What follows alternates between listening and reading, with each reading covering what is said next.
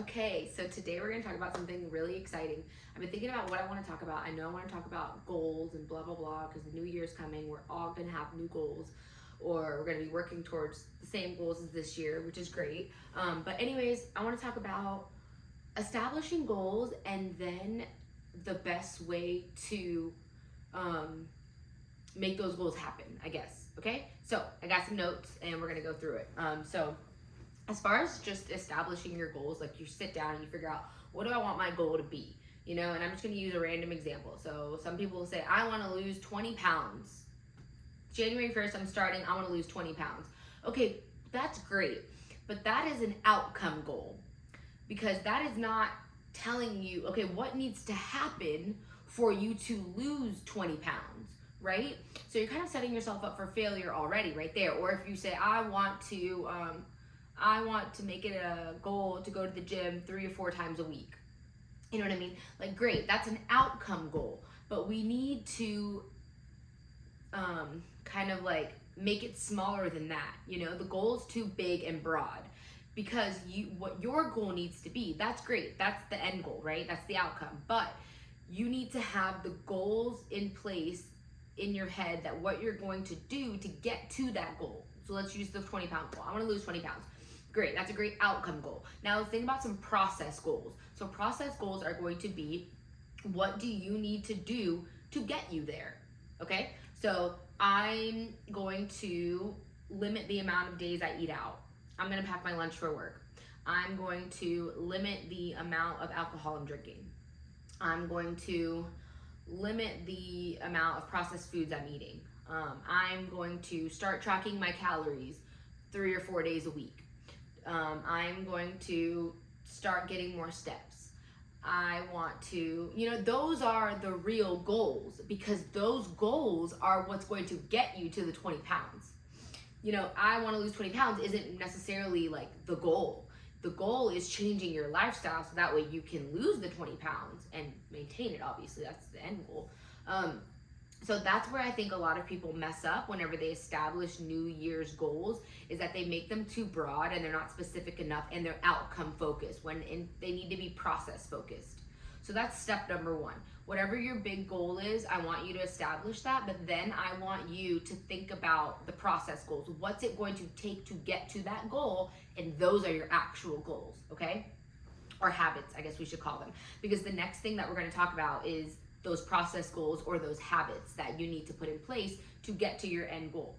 And I don't know if you've ever read the Tiny Habits Method by BJ Fogg. If you haven't, this is where I'm getting all this information from. This isn't something I've made up. So if you haven't read that book, it's a really good book. You can get it on audio. It's just so good. So anyways, what's happening whenever you're creating new goals, what you're trying to do is you're trying to create a new habit, but you're also trying to break an old one, or like replace an old habit. There's something there. I don't know how true I think this is, but it is said that you don't break habits, you replace them. So instead of, I don't know, going out to eat for lunch, you replace that with the habit of bringing your lunch every day. So I do believe that to an extent, but then I do believe that people can't just completely break habits and not replace them with anything. But I don't have any, like, I've never read any research on this or anything. This is just from me seeing, like, purely experience based. I have seen where people do better when they replace the habit with something else rather than try to break it. So that's something to be said. So anyways, now we're gonna get into the Tiny Habits Method. So how do we create these new habits, right? So if we want to, we'll go back to our outcome. I wanna lose 20 pounds, great. In order for you to do that, you need to eat out less, right? So how do we create that habit? Well, it starts by the habit, like, simplicity matters. The habit needs to be as simple as possible. Like, do you have to go purchase a meal prep service, somebody that's going to do this for you because you don't want to cook? You know, do you have to recruit some kind of help to get this done for you? You know, like, you need to make it as simple as possible, because telling yourself, if you're realistically going out to eat every single day for lunch, and then you're telling yourself that you're going to start cooking your lunches or making your lunches every single day, that's not simple for you, because simple for you is going out to eat. So you need to, simplicity matters. It needs to be so simple, you know? I'm going to want to start getting my steps up. Okay, great.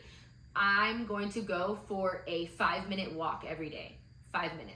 It needs to be just as easy as possible, because if it is too difficult, if it is too tough, then you're not going to stick with it, or you're going to find excuses not to do it.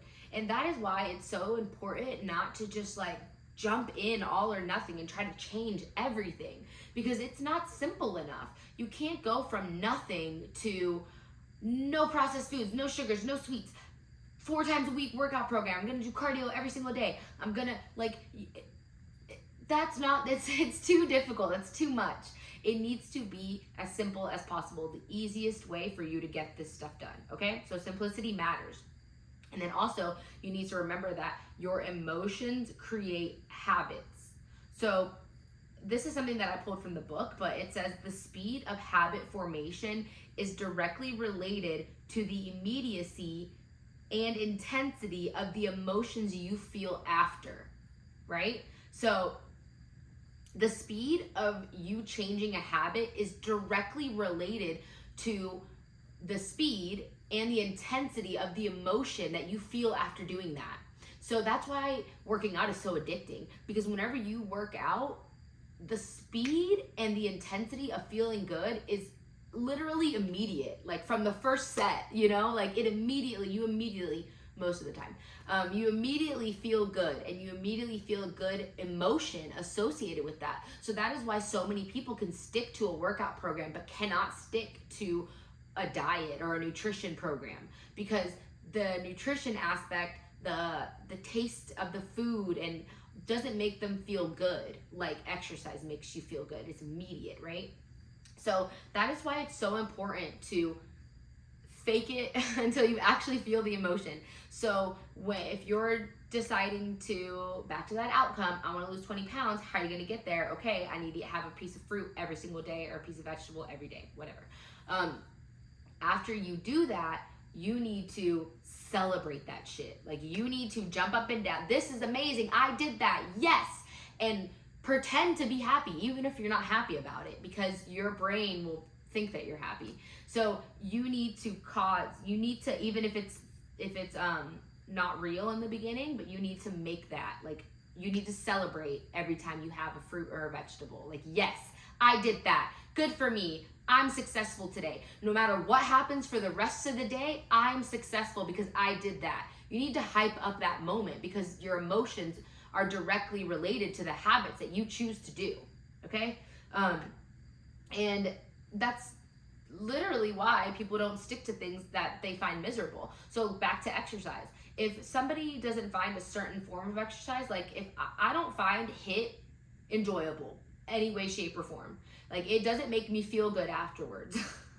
So I don't do it. I'm like adverse to it. Like, I don't want to do it. I don't like it. Like, you know, so that is why, back to my simplicity, somebody who is jumping all in, like diet, nutrition, habits, completely change your lifestyle upside down overnight, that is why you're not going to stick to that. You're not going to be successful doing that, because you're not going to have a good emotion related to that. That is going to suck ass. Like, what?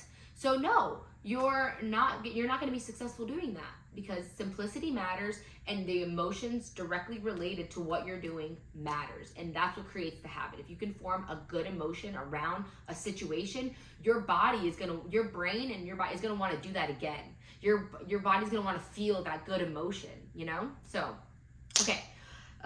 So make it small and celebrate immediately, okay? And then finally, putting the tiny behavior after an existing routine that's already in place, right? So, I don't know, what's your routine at night? Like, you get in the shower, get out of the shower, you wipe yourself off, you go get your clothes, you brush your teeth, you do your face, whatever you do your lotion. That's a routine that you already have in place. That's just happened over years. Someone taught it to you. You've been doing that. That's your routine. So placing a tiny behavior behind something that already exists is the easiest way to make it happen. So for, like I said, the bedtime routine, if you want to start flossing your teeth, you don't floss your teeth. I don't floss my teeth. I probably should. Maybe that's my New Year's goal. Or I do it occasionally when I remember. But so that would be something that I would put, in my nighttime routine. So in my nighttime routine, I get out of the shower, I have my clothes already ready, I dry off, I put lotion, I put my clothes on, and then I do my face skincare routine, because if I skip away from my skincare routine right after getting in the shower, the chances of me doing it are so less likely. It's insane. So putting the tiny behavior behind something that you're already doing. Another example. I wanted to start getting my steps in. Once we moved here and I wasn't training people in person, I was just fully working from home, I realized that my steps, like after a few weeks, I didn't even notice, but I'm like, I'm barely getting 7,000 steps a day. That's really weird. And then I'm like, yeah, duh, I'm not walking like I used to. I'm not training people in person. I'm not running around like I used to. So I had to create a new habit. And what I did was I put a small walk, like a 10, 15 minute walk, I don't even care, 10 minutes, whatever I could do after I ate lunch. So every day I go downstairs, middle of my day, I go eat lunch. After that, I put my headphones in and I go outside, I listen to a podcast, and I walk for 10 minutes. And that helped me get my steps in. That is now a habit. Now I do that without a second thought, but it's because I tagged it on to an existing routine. My lunch is already an existing routine that I'm doing. I'm not carving out extra time, or at least it doesn't feel like I'm carving out extra time to do this habit, because I've mushed it into something else. And I hope that made sense and I didn't ramble. But so after I eat, I go for a walk. That's what I do. After I wake up, I put on my gym clothes all the time. That's how it happens for me. I wake up, put on my gym clothes. Anything, oh man, sorry. So it could literally be anything, just wherever it works for you. After I drop my kids off at school, I go straight to the gym. After I get off work, I go straight to walk. As soon as I get home from work, I put all my stuff away and I start cooking dinner. Like, you need to, whatever it is that you want to change, like going out to eat and blah, blah, blah, you need to put those new habits behind an already existing routine, okay? Okay, so the way it explains it in the book is that there is an anchor moment. So that's the existing habit, right? That's already what's happening. Me eating lunch is happening every day, so the anchor moment, the new tiny behavior that I want to go for a 10-minute walk after I do that. And the instant celebration. When I get back from my walk, I feel good. I'm proud of myself. I'm motivated. I don't feel as sluggish because the food isn't heavy. The walking helps me digest the food, so I have a positive emotion related to that. And then I can work for another few hours before I go get my son. So the anchor, the new behavior, the new tiny behavior, remember, the new small, you need to make it as simple as possible. Celebrate happy emotions, okay? So I hope that made sense and I didn't ramble too long. I'm going to try to describe it in the caption for you, but it really is, it's not easy, but it is so simple. And if you just take it a little bit at a time, so why not a 30-minute walk? What's a 5-minute walk gonna do? I get that all the time. I get people come to me and they're not doing anything right now. And whenever I give them 2 or 3 times a week, let's start going to the gym, let's start getting a 5-minute walk in, and they're just like, that's it? And it's like, that's it, you're not doing anything, So it's just mind-blowing to me. But we are creatures of all or nothing. We want to go, what's a 5-minute walk gonna do? That's not gonna do anything. The habit is gonna form into whatever it's gonna be. So the tiny habit, me wanting to go on a 10-minute walk sometimes turns into 30 or 40 minutes. But the habit, it's not necessarily about the grandness or the size of the habit. The habit automatically is going to form into whatever its size is appropriate for it, So after you go to the bathroom, let's say you want to increase your upper body strength. After you go to the bathroom, every time you go to the bathroom, you do 2 push-ups in the bathroom on the sink. you know, and you're like, okay, 2 push-ups, but I want to do 20. Cool. You're going to get there. If you can do 20, eventually you will. But the point is getting the habit in place. The length and the size of the habit will grow to its natural size over time. You don't need to worry about that in the beginning because you don't even have the habit yet. The last thing you should be worried about is the length and what the habit is going to do. Like, what's a 5-minute walk going to do? Well, it's going to build that habit that you need to build that you don't have. That's what the 5-minute walk is going to do. And then eventually you'll find more time to stay out longer or go for a longer walk or fit in a longer walk, whatever. So not to be so worried about the size of what it is that you're doing, because you're just trying, remember, it's called tiny habits. You're trying to just build teeny tiny habits that can eventually grow into their proper size. And we need to let go of the idea that you're going to be motivated and there's going to be this willpower that comes and hits you because you've set these new fancy goals, or you've hired a new fancy trainer, or you have this new fancy program, or you got this new fancy gym equipment and supplements and some new workout clothes. And like, that's all cool and exciting, but you need to let go of the idea that motivation is going to get you through. And once you don't have motivation anymore, then you're just like, goals are over. Motivation is not it. Motivation is not what's going to lead you to a healthy lifestyle. It might spark the fire. You'll be motivated. Like, let's say motivation gets you to write out the plan, write out the tiny habits, write out the process goals. But motivation doesn't push you through it. It's just doing it repetitive, daily, over and over and over until you can build those habits, those little teeny tiny habits that grow into massive changes for your lifestyle. Okay? Okay. I think I just spit. So I hope this helps. I will try to write a description below so I can explain all this a little bit more, just so something you could read. And definitely Tiny Habits Method, BJ Fogg, such a good book. Again, it's an audio book, so you can listen to it. That's what I do most of the time, audiobooks.